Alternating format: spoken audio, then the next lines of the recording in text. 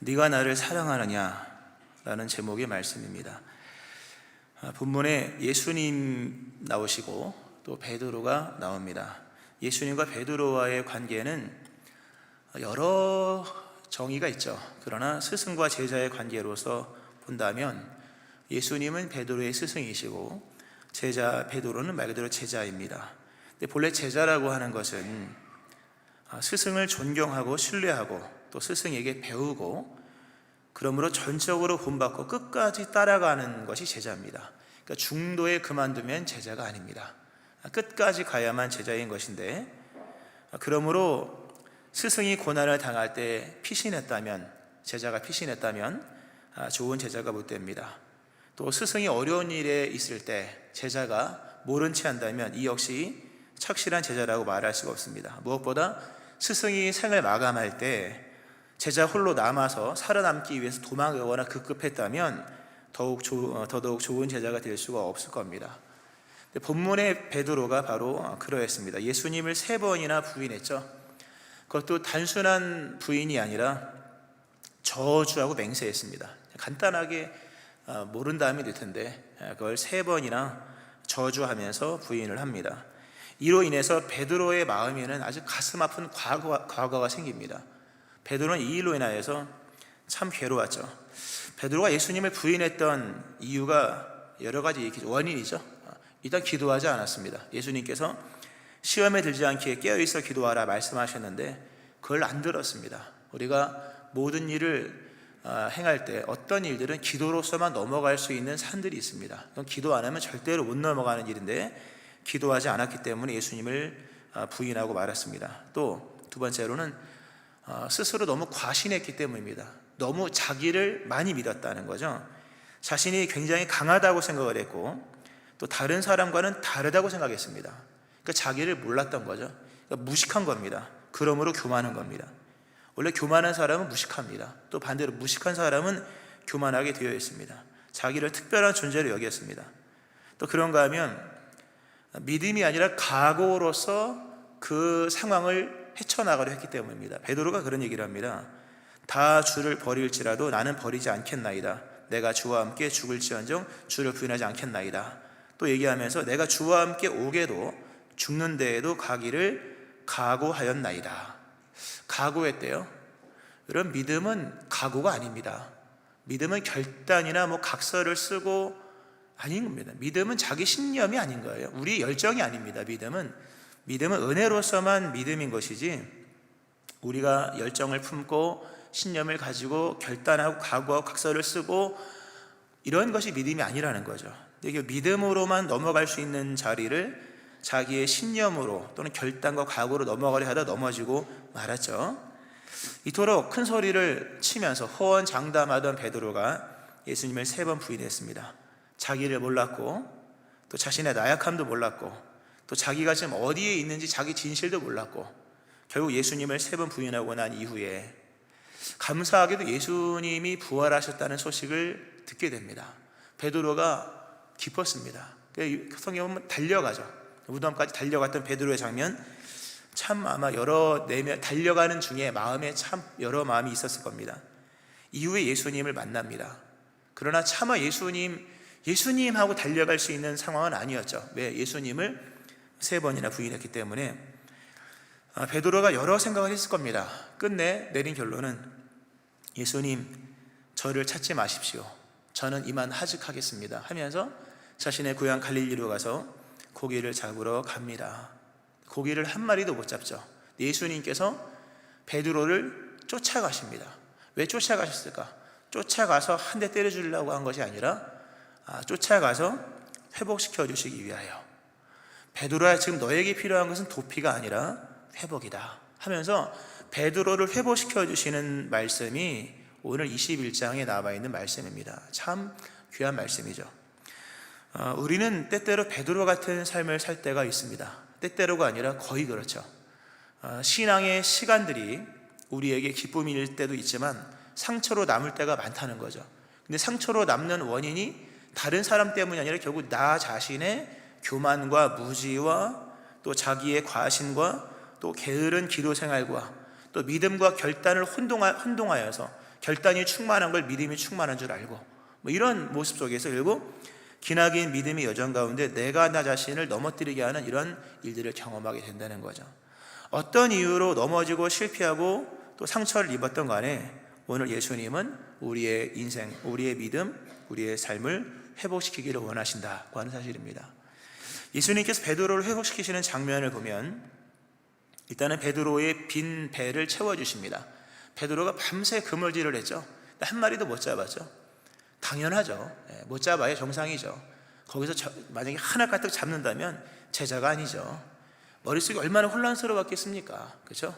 그래 못 잡는 게 정상입니다. 근데 예수님께서 오셔서 그 빈 배를 채워주시죠. 오른편에 그물을 던져라. 던졌더니 153마리 엄청나게 많은 고기를 잡았습니다. 그러니까 숫자를 셀 만큼의 큰 고기였다는 얘기죠. 그 과정 속에서 베드로가 주님이시라 하면서 눈을 뜹니다. 우리 예수님은 그래요. 우리가 곁길로 갈 때 막 쫓아와서 막 매를 때리고 이런 게 아니라 도리어 더 잘 되게 하십니다. 오늘 이 자리에 일이 잘 풀리는 분이 있거든. 주님께서 나를 회복시키시는구나 하면서 주님에 대한 눈을 뜨셔야 됩니다. 또 그 이어서 아침 조반을 차려주시죠. 무태 나왔더니 예수님께서 제자들의 상태를 면밀히 보신 예수님께서 숯불, 모닥불을 피워놓고 거기에 생선과 떡을 구워주십니다. 이미 구워 놓으셨죠. 그 제자들이 나와서 허기진 배를 달래면서 그걸 맛있게 먹습니다. 또 따뜻한 불, 참 좋은 장면이죠. 해변에, 갈릴리 호수 주변에 이렇게 불을 잘 펴서 밤새도록 그 젖어 있었던 추위에 떨던 그 몸을 녹이게 해주는, 그러니까 시기적으로 지금 우리 시기가 비슷합니다. 부활 이후 유월절 지나고 부활절 지나고 하니까 거의 우리가 지금 오늘 이 시대 이 기온과 비슷하거든요. 그러니까 밤이 얼마나 쌀쌀합니까? 또 밖에서 물질을 하는 것인데 예수님께서 따뜻한 것들을 이제 제시하고 배부른 것을 제시하면서 얘기하기에 좋은 굉장히 편안한 이 장면을 허락하십니다. 우리에게도 좀 이런 자리가 필요합니다.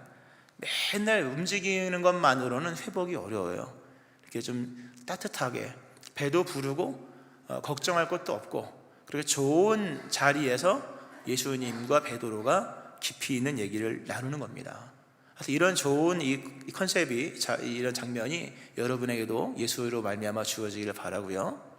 예수님께서 베드로를 회복시킬 때 이게 지금 선물을 계속 주시는 거잖아요. 153마리도 선물로 주시고 아침 식사도 선물로 주시고 따뜻한 물을 통해서 몸을 녹이게 하는 것도 선물로 주시고, 그러나 가장 큰 선물 중에 하나는 좋은 질문을 선물하셨다는 겁니다.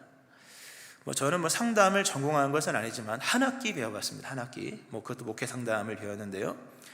회복과 치유를 위한 상담에서 가장 중요한 것 중에 하나가 질문하는 겁니다. 좋은 질문을 하는 거예요. 좋은 질문은 좋은 생각을 하게 하고, 좋은 대답을 하게 하고, 좋은 발상을 하게 하고, 좋은 행동으로 인도합니다.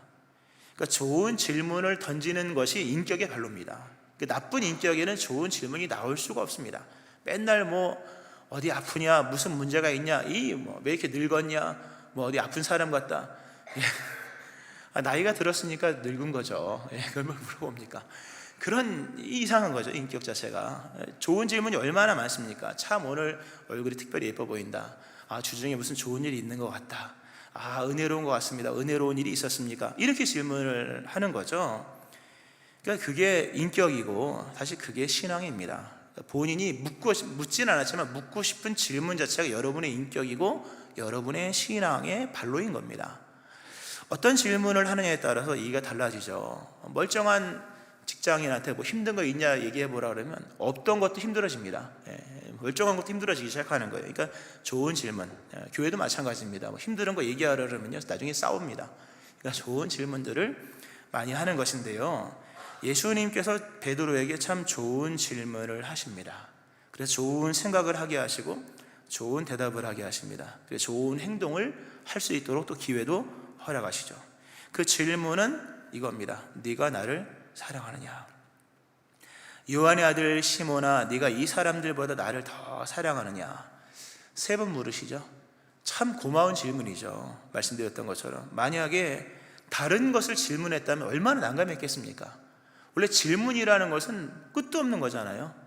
우리 텔레비전에도 보면 여러 대담회나 뭐 이런 질문과 답변에 대한 내용들이 나오는데요, 아주 곤혹스러운 질문을 하면 사람이 피곤해지는 것인데, 근데 무슨 질문할지 어떻게 알겠습니까? 예수님이 오셔서 네가 나를 사랑하느냐라는 질문을 하십니다. 즉 과거에 대한 질문을 하지 않았다는 게 중요한 겁니다. 네가 그날 밤 왜 나를 부인했느냐, 부인한 것까지는 인정하는데 왜 나를 저주했느냐, 그것도 3번씩, 뭐 이렇게 얘기를 했다면 굉장히 베드로가 설 자리가 없는 것이죠.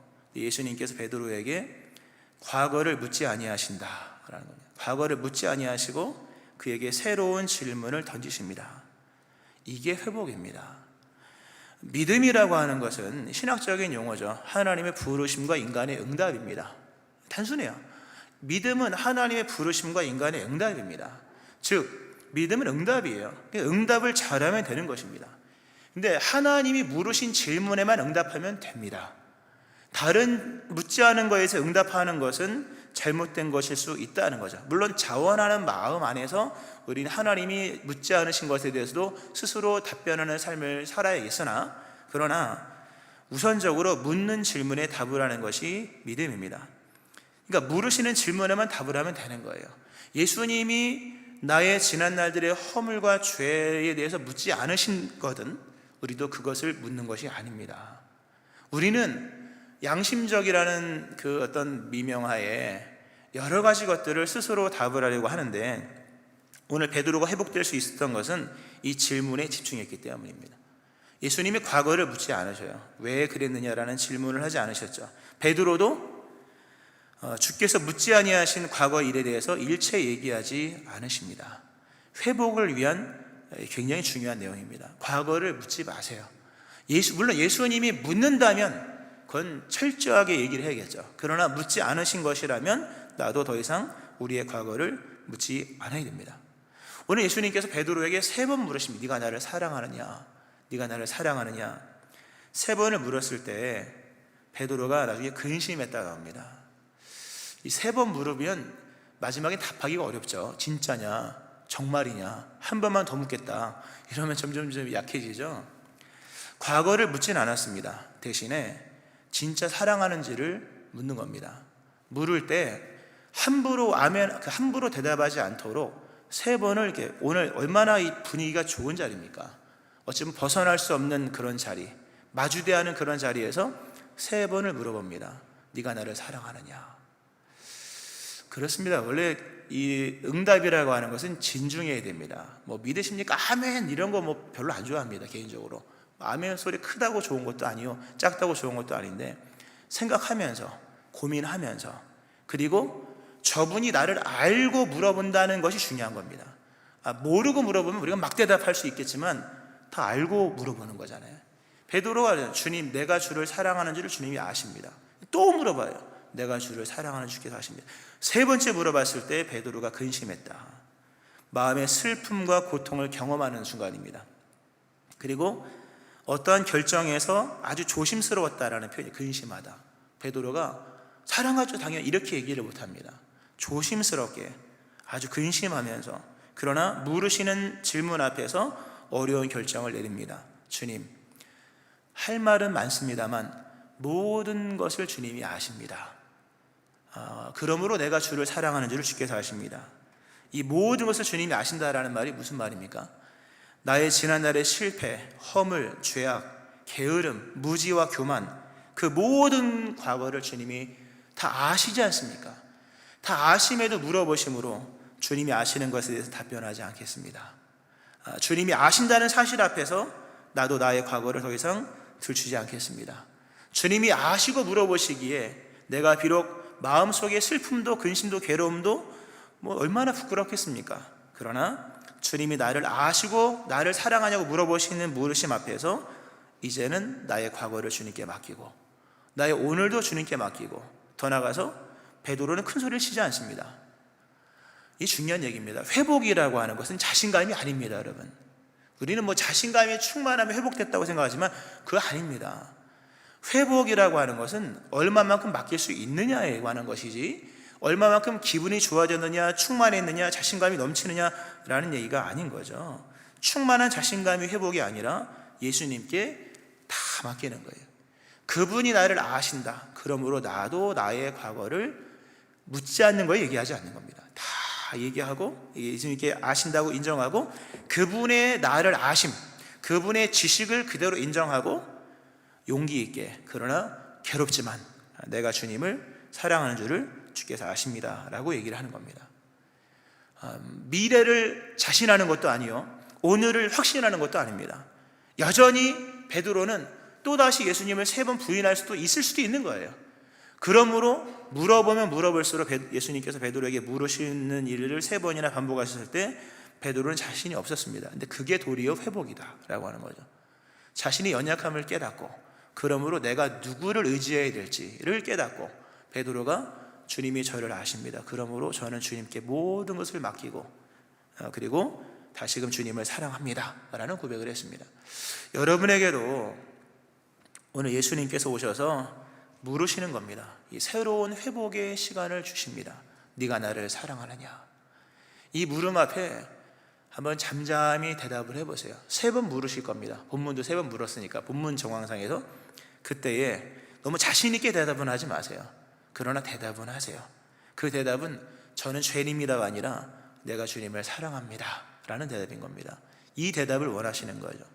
그러므로 예수님도 마음이 회복된 거겠죠. 물론 예수님은 진작 회복이 됐겠습니다만, 이렇게 참 좋은 질문을 가져오셔서 좋은 말을 할 수 있도록 해주신 예수님, 베드로가 이런 과정 속에서 과거로부터 벗어나고 오늘의 불확실성과 내일의 알 수 없는 미지성에서 벗어나서 주님을 전적으로 신뢰하면서 사랑 하나만큼은 확신하는 거죠.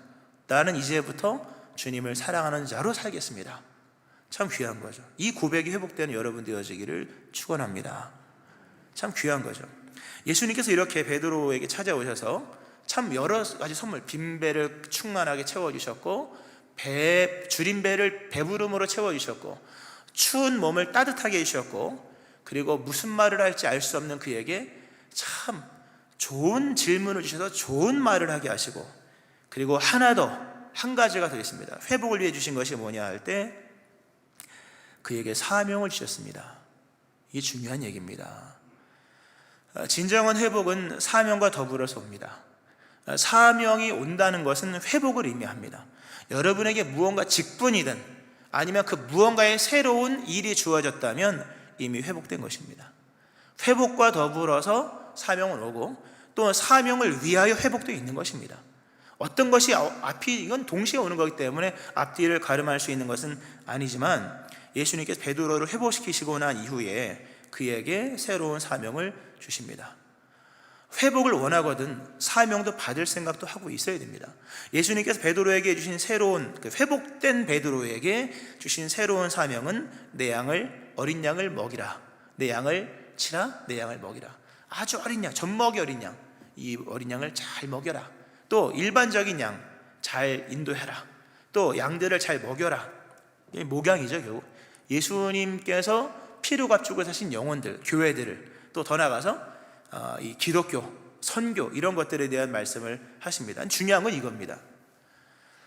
예수님께서 베드로에게 사명을 주셨고, 실상 그 사명은 사도행전에 나오죠. 베드로가 어떤 일을 했는지, 사도행전 1장부터 10장까지가 베드로가 했던 여러 사명들인데, 그렇게 거시적인 얘기잖아요. 땅끝까지 가서 로마까지 가 순교하고 3,000명을 회개하게 하고 교회를 세우고 여러 규칙을 잡고 총회를 열고, 거시적인 얘기인데요, 그런 거 일체 얘기하지 아니하시고 그 모든 어마어마한 얘기를 이 양이라는 개념으로 설명을 했다고 하는 거죠.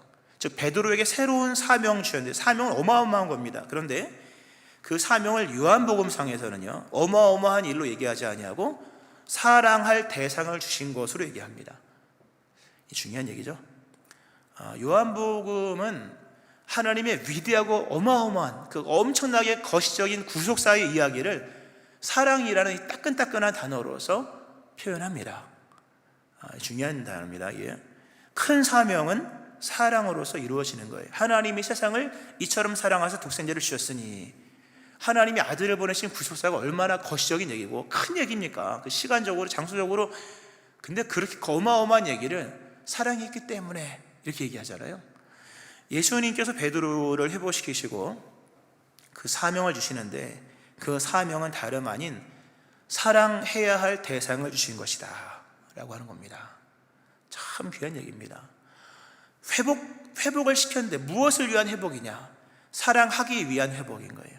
그 누군가를 사랑하게 하시기 위하여, 그 누군가를 사랑으로 품기 위하여, 누군가를 지속적으로 끝까지. 어린 양은 손이 많이 가거든요. 어린 양들 손 많이 가잖아요. 그 손이 많이 가는 일을 끝까지 사랑으로 할 수 있도록, 즉 베드로를 회복시키신 예수님께서 베드로에게 주신 것은 사랑할 상대를 주셨다 하는 겁니다. 이게 중요한 얘기입니다. 큰 일을 이루려고 욕심 부리지 마세요. 주변에 주어진 사람을 사랑하는 일에 힘을 쓰셔야 됩니다. 이것이 우리에게 주어진 사명이에요. 요한복음은 철저하게 그 사랑이라는 단어로 풀어갑니다. 뭐 세계명, 큰 계명, 뭐 땅끝까지 이런 얘기 안 합니다. 사랑하는 것이 세계명이다.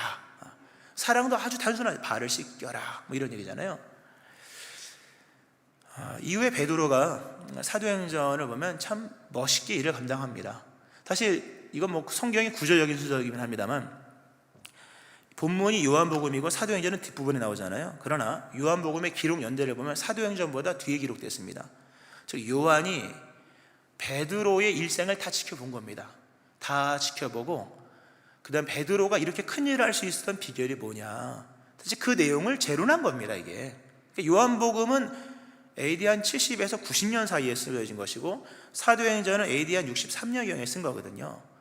그러니까 베드로의 순교 이후에 기록된 건데 베드로의 일생을 요한이 봤겠죠. 워낙 가까운 사람이니까. 물론 뭐 떨어져 있었지만 베드로가 저렇게 큰 일을 할 수 있었던 것은 한 가지다. 예수님을 정말로 사랑했기 때문이며, 그리고 예수님께서 베드로에게 맡기신 영혼들을 예수님을 사랑한 것처럼 사랑했기 때문이다. 우리 예수님께서 우리에게 사랑의 대상을 주시는데요, 그 사랑의 대상은 이겁니다. 너 나 사랑하지? 예. 그러면 너 나 예수를 사랑하는 것처럼 옆에 있는 그 사람을 사랑해야 돼. 이거거든요. 이게 우리의 사명입니다. 이게 왜 중요하냐 할 때요, 오늘이 어린이 주일입니다. 그리고 청소년 주일이죠. 그리고 5월은 가정의 달입니다. 또 어버이 주일이 다음 주에 있습니다. 5월은 그래 돈이 많이 들어가죠. 그래서요, 5월은 가정의 달이고 어린이날이고 뭐 하여튼. 근데 생각해 보세요. 가정, 어버이, 또 어린이, 청소년, 가정 안에는 아빠도 있고 엄마도 있고 남편도 있고 아내도 있는데요, 이 지금 말씀드렸던 이러한 내용들은 사랑이라는 단어를 빼놓고는 성립되지 않는 주제들입니다. 사랑이라는 단어를 빼놓고는 성립이 안 되는 주제들, 어린이, 자녀, 부모, 남편, 아내, 이런 것들이에요. 근데 오늘날에는 이 사랑이라는 단어를 빼놓고 이것을 얘기한다는 것 자체가 비애입니다. 그래서 실패하는 겁니다. 어떻게 가정을 꾸려갈지를 모르겠다는 거예요. 뭘 모릅니까? 사랑하면 되는 것인데, 사랑에 대한 부분에서 실패했고, 사랑이라는 개념에서 실패했고, 그리고 사랑을 어떻게 할 것인지에 대한 사명적 입장에서 실패했기 때문에 사랑을 완성하지 못하는 거예요. 사랑은 완성을 해야 됩니다. 끝까지 가야 되는 거죠. 오늘 이 시대에 고통받는 가정, 또 고통받는 자녀, 원래 집이 들어가고 싶은 거잖아요. 집은. 근데 집에서 나오고 싶어하는 사람들이 많거든요. 왜? 집 안에 상처를 받기 때문이죠. 원래 둘이 하나 되어 결혼하는 것은 이건 얼마나 귀한 일입니까? 하나님 보시기에 좋았더라 라는 거잖아요. 근데 거기서 엄청나게 많은 사람들이 이렇게 뛰쳐나온다는 거죠. 왜? 아프니까. 상처를 입기 때문이죠. 이유는 사랑이라는 주제를 놓고 대하지 않았기 때문입니다. 어린이 주일, 과연 우리가 무슨 얘기를 해야 될까요, 여러분? 뭐 어린이는 뭐 예수님이 뭐 사랑하시는 백성이고, 뭐 태어이면 그의 상급이고, 뭐 장황하죠. 그러나 그 모든 뭐 여호와의 기업이든지 아니면 뭐 주의절에 심겨진 뭐 백향목이든 뭐든 간에 사랑이 아니고서는 완성이 될 수 없는 대상들이라고 하는 거죠. 그러니까 오늘 이 시대의 문제, 주어진 인생, 그러니까 우리 믿음의 사람, 우리에게 하나님이 나를 왜 회복시켜 주시는지, 무엇을 위한 회복인지를 모르고 있는 거예요. 우리에게 주어진 지난날들의 모든 과오를 용서하시고 묻지 아니하시고 우리의 신앙과 인생을 회복시켜 주신 예수님의 그 근본의 목적은 우리로 하여금 사랑하게 하시기 위함인 겁니다. 우리의 모든 남은 날수는 사랑을 위한 날수인 거예요. 우리의 남아있는 시간들은 사랑을 사명으로 감당하기 위한, 사랑을 사명으로 여기기 위한 시간들인 거죠. 이루기 위한. 근데 많은 사람들이 이 부분을 놓치고 있는 것입니다. 너무 세속화됐어요. 세속화되지 말아야 될 것이 두 군데가 있죠. 하나는 교회요, 하나는 가정이잖아요. 다른 데는 뭐 빌딩이 올라가고 뭐 여러 가지 수치로 뭐 평가를 하고 역량평가, 능력평가, 무슨 평가 많잖아요. 세상은 그럴 수 있습니다. 그러나 교회 안에서는 그렇게 하면 안 됩니다. 교회는 그런 것이 아닙니다. 교회에서 능력평가 이런 거 아닌 거예요. 교회는 서로 사랑하는 것이요, 하나님을 만나는 것이요, 그 서로 주님 안에서 하나님 안에서 기뻐하는 것이거든요. 근데 교회가 세속화되고 또 하나 가정이 세속화된다고 하는 거죠. 가정, 사랑할지 말지에 대한 부분들이 그 의미에 대한 부분들인데, 오늘 이 시대의 문제는 규모와 사이즈 또는 크기가 의미를 위협하는 시대라고 하는 거죠. 이게 세속화입니다. 의미는 고유한 거잖아요, 원래요. 의미가 뭐 어디서 뭐 이렇게 간섭받는 게 아니라 가치는 그 고유의 가치인 것인데, 규모가 의미를 위협하는 시대다. 크기가 의미를 좌우하고, 많은 것은 선한 것이며 또 적은 것은 뭐 이유를 떠나서 별로 안 좋은 것으로 여겨진다고 하는 거죠. 그런 세상을 살아가면서 가정 안에서도 사람들을 평가할 때, 가정 안에서 남편과 아내와 자녀의 오늘의 현재와 내일의 가능성에 대한 평가를 할 때 세상적이라는 거죠. 세속적인 거예요. 타락입니다. 타락이에요. 우리는 깊이 그 부분에서 실상 회개를 해야 됩니다. 그러니까 넓은 곳으로 가려고 하고 뭔가 좀 더 높은 곳으로 가려는 마음이 우리 안에 가득하죠. 그러는 중에 사랑하지 못하는 거예요. 사랑이라고 하는 것은 평범한 것을 특별하게 사랑하는 것이지, 특별한 걸 특별하게 사랑하는 게 아닙니다. 평범한 것을 특별한 마음으로 대하는 것이요, 사랑 없이도 할 수 있는 일을 사랑으로 하는 거예요. 뭐 집에서 밥 차려주는 게 뭐 사랑으로 하는 겁니까? 대충 해도 되는 거잖아요. 그러나 그렇게 하지 말라는 거죠. 실상 오늘 이 부분은 굉장히 중요한 한 파트입니다. 예수님께서 제자 베드로에게 큰 사역을 맡기시는데 베드로에게 양을 치는 개념으로 설명하셨다는 게 참 와닿더라고요.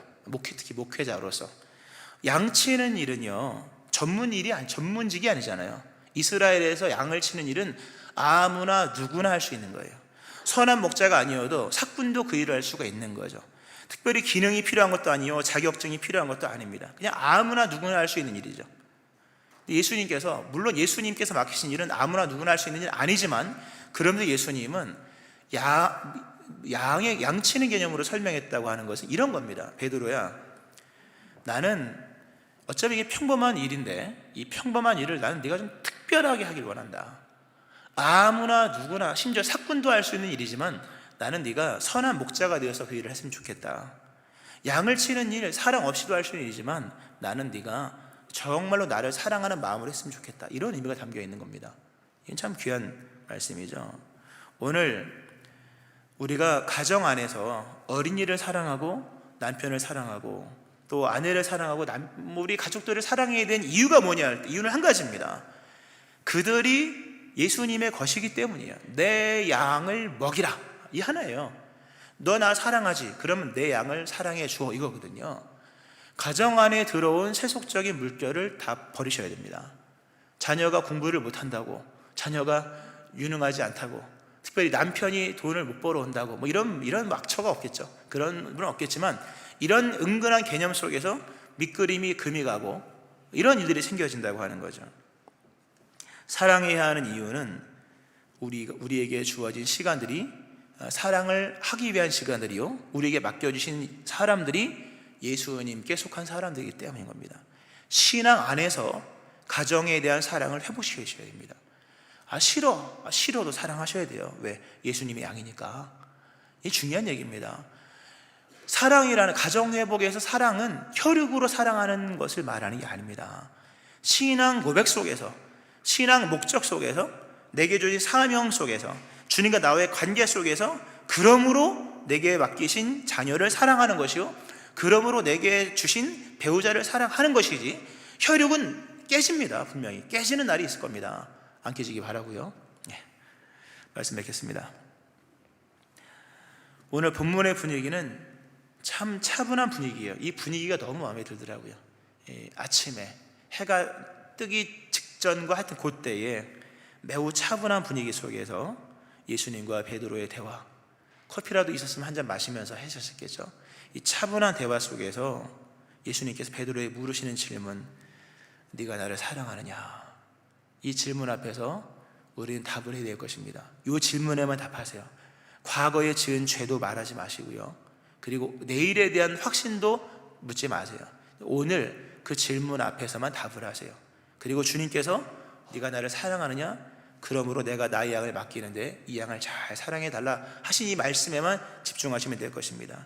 오늘도 주어진 시간과 회복의 은총은 우리로 하여금 맡기신 그 사람, 맡기신 그 영혼을 사랑하게 하시기 위한 기회임을, 시간임을 믿으면서 내 인생의 의미가 바로 그 사랑에 있음을 깨닫고 힘을 다해 사랑하시는, 그러므로 회복되어지는 여러분 되어지기를 주의 이름으로 축원합니다. 아멘. 기도하시겠습니다. 하나님 아버지, 예수님께서 참 좋은 질문을 선물로 가져오셔서 그나마 우리가 할 말이 있습니다. 만약 과거를 물으신다면 우리는 숨을 수밖에 없고, 지난 날을 추궁하신다면 우리는 자복할 수밖에 없습니다. 그러나 너는 나를 사랑하느냐? 라는 질문 앞에서 우리가 비록 부족하지만 주님을 사랑한다 고백할 수가 있습니다. 하나님, 주님이 나의 과거를 묻지 아니하심으로 나도 이제 나의 과거를 묻지 않게 도와주시고, 주님이 나의 모든 것을 아시고 질문하셨기에 나의 모든 일들을 주님께 맡기고 넘어가는 저희를 되게 하여 주옵소서. 주님을 사랑하게 도와주시고, 그러므로 주님께서 맡기신 우리의 자녀들을 사랑하게 하시며, 우리 아내를 사랑하게 하시고, 우리 남편을 사랑하게 하시고, 사랑이라는 것으로만 펼칠 수 있고 세울 수 있는 우리의 삶의 중요한 중심의 주제들을 다시금 이 회복된 심령과 또 사명으로 받은 이 사랑의 모습 속에서 세워가고 회복시켜가는 저희를 되게 하여 주옵소서. 예수님 이름으로 기도합니다. 아멘.